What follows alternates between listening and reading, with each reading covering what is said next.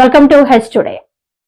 TDP కూటమి ప్రభుత్వంలో రాష్ట్రానికి ఒరిగింది శూన్యమని, పొత్తులతో గెలిచిన పార్టీలు ఒక్క హామీ కూడా నిలబెట్టుకోలేదని వైఎస్ఆర్సీపీ రాష్ట్ర అధికార ప్రతినిధి మాజీ ఎమ్మెల్యే రాచమల్ల శివప్రసాద్ రెడ్డి ధ్వజమెత్తారు. కూటమి ప్రభుత్వం అన్నింటి దారుణ వైఫల్యం చెందిందని అన్నారు. ఇది ఆశ్చర్యకరంగా ఉంది అని చెప్పి ఎవరైనా అనుకుంటే ఇది నా మాట కాదు మిత్రులారా, చరిత్ర చెప్పిన సాక్ష్యం, చరిత్ర చెప్పిన సత్యం. ఈ దేశంలో చాలా రాజకీయ పార్టీలు ఉన్నాయి. 58 గుర్తింపు పొందిన పార్టీలు ఉన్నాయి. 1 కాదు, 2 కాదు, 3 కాదు, 28 రాష్ట్రాలు ఉన్నాయి. 6 జాతీయ పార్టీలకు 6 పార్టీలకు జాతీయ హోదా వచ్చింది. కాంగ్రెస్ కానీ, బీజేపీ కానీ, పీపుల్స్ నేషనల్ పార్టీ కానీ, ఆమ్ ఆద్మీ కానీ, బహుజన కానీ, కమ్యూనిస్ట్ సిపిఐ సిపిఎం కానీ, ఈ పార్టీలకు జాతీయ హోదా ఉంది. రాష్ట్రాలలో 58 పార్టీలకు గుర్తింపు ఉంది. ఇంకా గుర్తింపు లేని డమ్మీ పార్టీలు కోకొల్లలు, అవి పక్కన పెడదాం.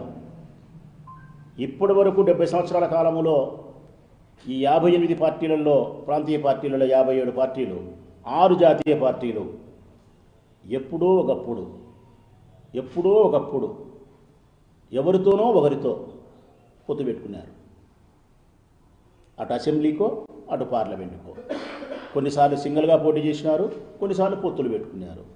ఉదాహరణకు మన ఆంధ్రప్రదేశ్ రాష్ట్రంలో 1956లో ఎలక్షన్ స్టార్ట్ అయితే కాంగ్రెస్ వరుసగా గెలిచింది సింగిల్గా, కానీ తర్వాత పొత్తు పెట్టుకుంది. తెలుగుదేశం పార్టీ ఎన్టీఆర్ ఉన్నప్పుడు సింగిల్గా పోటీ చేసి తర్వాత పొత్తు పెట్టుకుంది. టీఆర్ఎస్ ఎప్పుడో కూటమిలో ఏర్పడింది.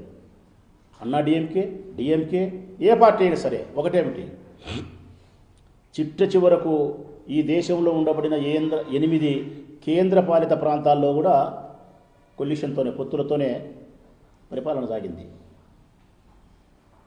ఒక్క వైఎస్ఆర్ కాంగ్రెస్ పార్టీ మాత్రమే, ఒక్క జగన్మోహన్ రెడ్డి గారు మాత్రమే పార్టీ స్థాపించినప్పటి నుంచి ఇప్పటి వరకు ఏ జెండాతో జతగట్టకుండా, ఏ పార్టీతో పొత్తులు పెట్టుకోకుండా, కూటమిగా ఏర్పడకుండా, తను నమ్మిన సిద్ధాంతాలతో, తన జెండాతో, తన అజెండాతోనే నిర్దిష్టమైనటువంటి అభివృద్ధి లక్ష్యాలతో ప్రజాసేవకు ప్రజల ముందుకు వచ్చి ఎన్నికల్లో పోటీ చేసిన ఏకైక నాయకుడు జగన్.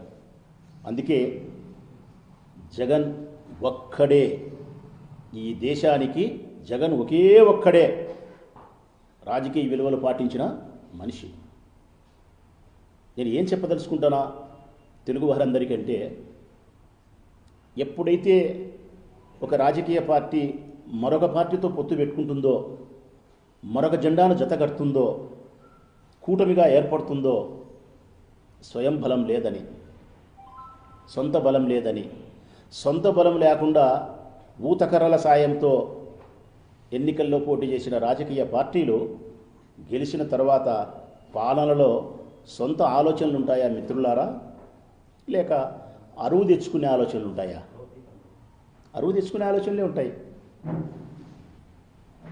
ఎంతసేపున్న మిత్రపక్షమైనటువంటి రాజకీయ పార్టీలను సంతృప్తిపరచడానికే 5 సంవత్సరాల పాలనలో సమయాన్ని ఖర్చు చేస్తుంది తప్ప రాష్ట్రాన్ని అభివృద్ధి చేయడానికి కానీ, పేదవారిని అభివృద్ధిలోకి తీసుకొచ్చేదానికి కానీ సొంత ఆలోచనలతో పరిపాలన చేయలేదు.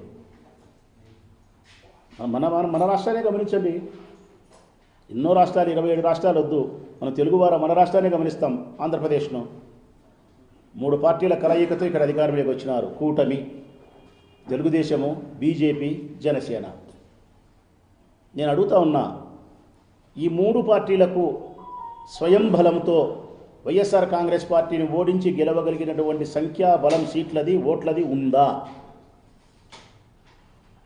ఉంటే ఎందుకు పొత్తు పెట్టుకుంటారు?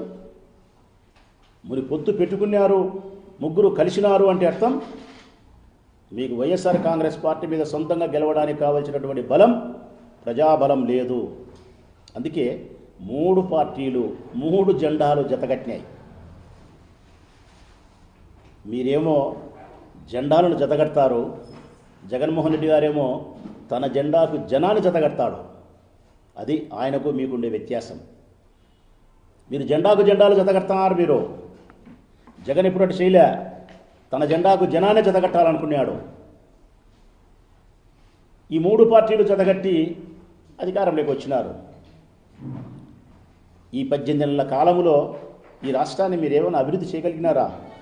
మీరేమైనా సంక్షేమ పథకాలను ఇచ్చిన వాగ్దానాలను అమలుపరచగలిగినారా? ఒకరిది ఉత్తరము, ఒకరిది దక్షిణము, ఒకరిది తూర్పు, ఒకటి పరమర దావా.